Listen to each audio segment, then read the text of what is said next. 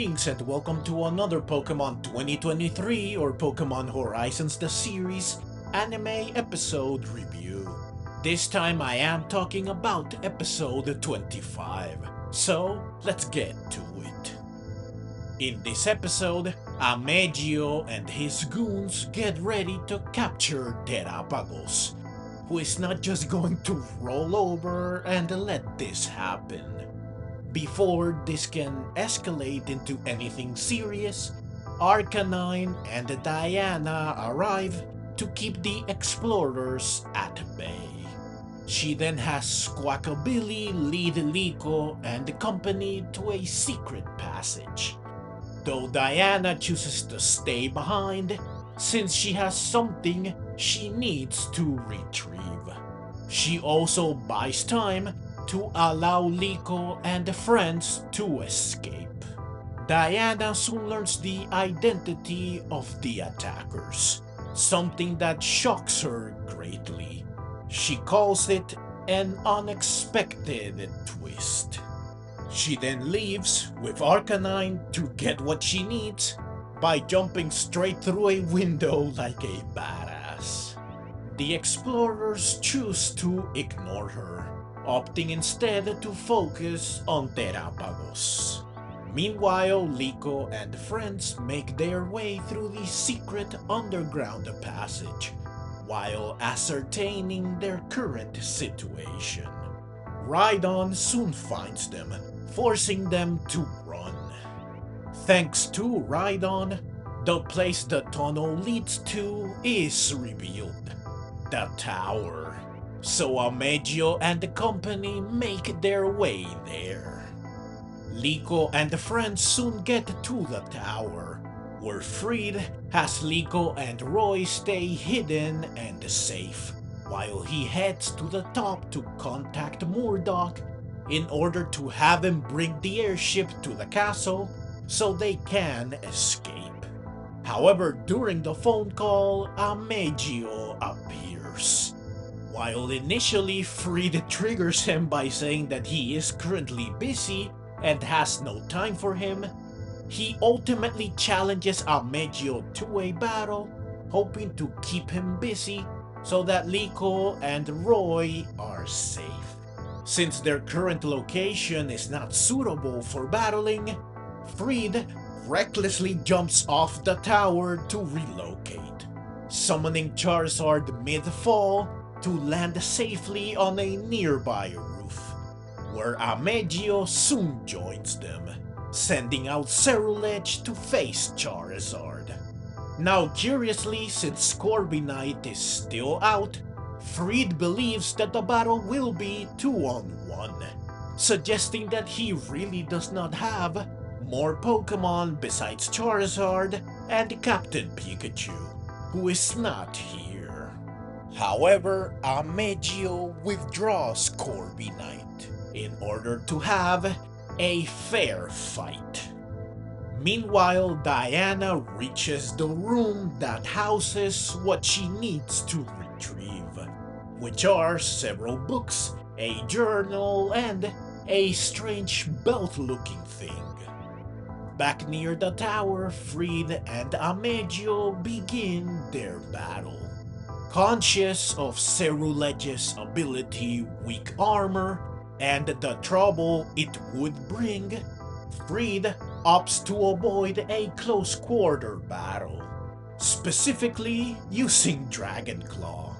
So Charizard uses only Air Slash and Flamethrower, hoping to keep Cerulege at range. However, a hit on the tower causes debris to fall towards Charizard, who uses Dragon Claw to defend itself, not knowing that Cerulege would cleverly use the debris to appear in front of Charizard via Phantom Force, which allows it to take the Dragon Claw and trigger its ability. Thanks to the speed boost from weak armor, Cerulege easily overwhelms Charizard with Night Slash. While Charizard fights back, it is unable to keep up, and it is brought to its knees. Ceruledge readies a Psycho Cut to deal the coup de grace. However, to turn the tables, Friede terastalizes Charizard. Just like with the battle against Spino's Behem, Charizard takes advantage of the Dark Terra type's immunity to Psychic and its type advantage over the opposing Pokemon to shut down the incoming final strike and end the battle with a super effective Terra Blast. Convenient does not even begin to sum up what this Terra type is for Charizard. Also, after battling like 6 times without a winner, Friede and Amethio finally get to finish a battle. Liko and Roy, who watched the entire battle from the tower, are soon forced to run when Amethio's goons close in on them. While they manage to escape briefly, they are soon cornered, forcing them to fight back. Sprigatito has no trouble overpowering and defeating Golduck using Quick Attack and several super effective Leafages. Deeming Sprigatito the bigger threat, Rhydon turns its attention to it. But Fuecoco uses a super effective Stomping Tantrum to stop Rhydon. The battle is soon interrupted by a sudden rumbling, and the appearance of several Pokemon afflicted by Salt Cure, revealing that Onyx and his Garganacl are in the area. Meanwhile, Diana hears the commotion, which makes her realize that she needs to hurry up and meet with Liko and the others. However, her old friend Hamber appears before her. She tries to convince him to back down, saying that the pendant is gone.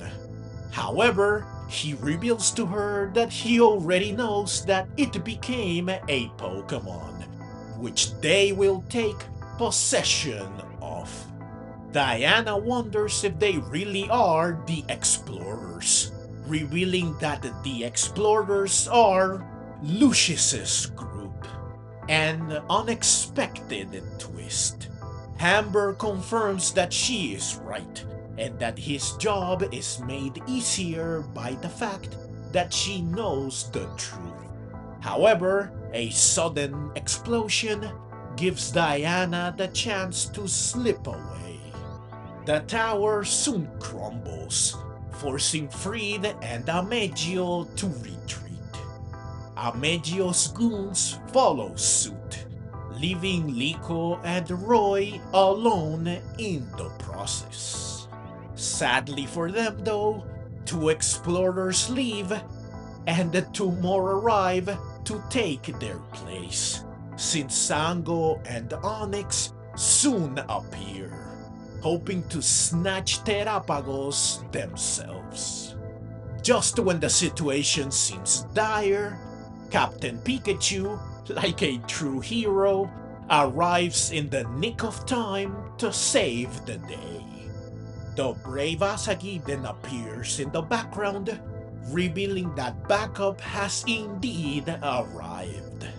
While Cap buys some time, Metagross arrives to give Liko and Roy a lift to the airship, leaving Captain Pikachu to engage both Glalie and Garganacl in combat. He easily avoids a blizzard from the former and uses Bolt Tackle to defeat the latter as it fires a Salt Cure. Well, that was easy.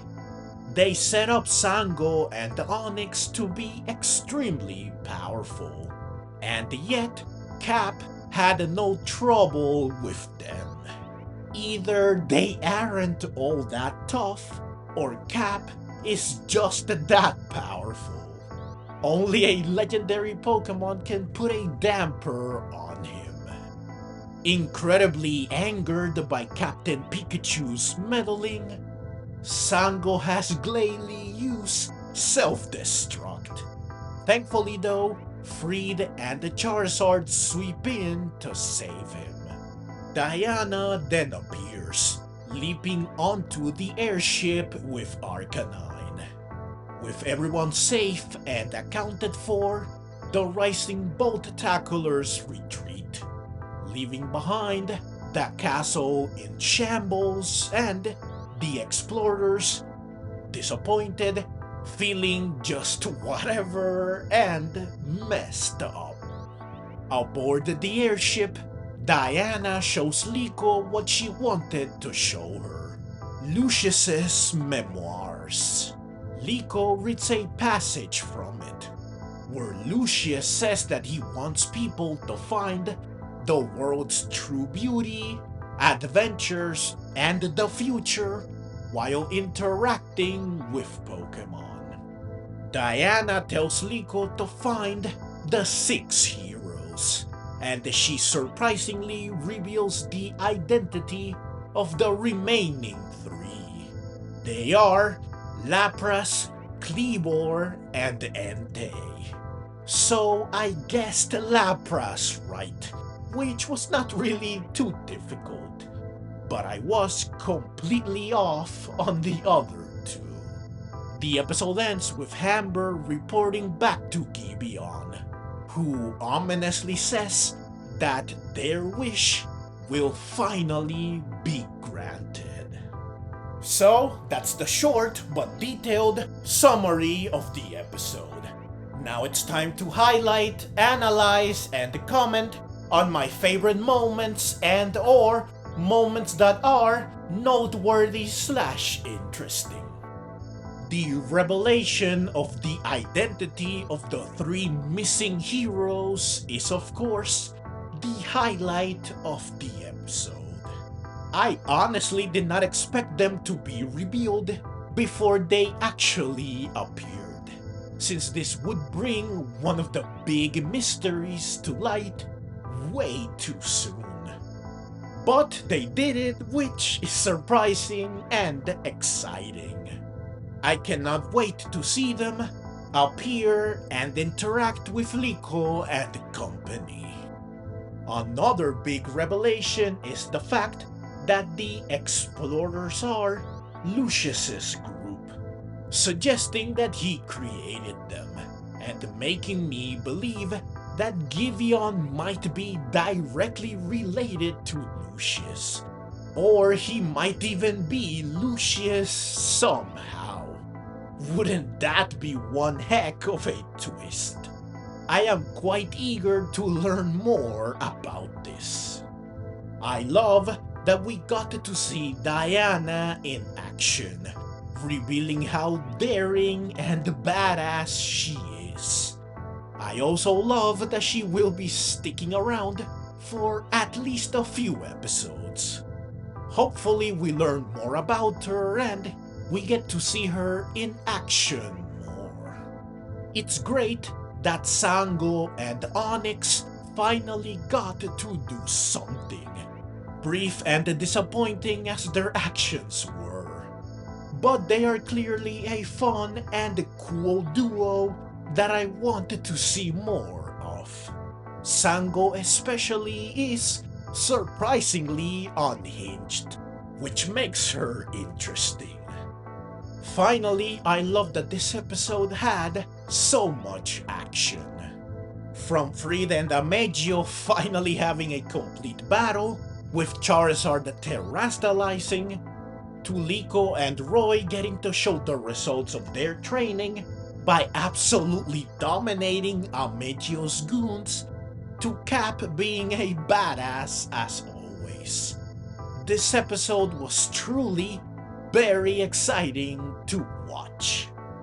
But those are my thoughts on and analysis of the episode.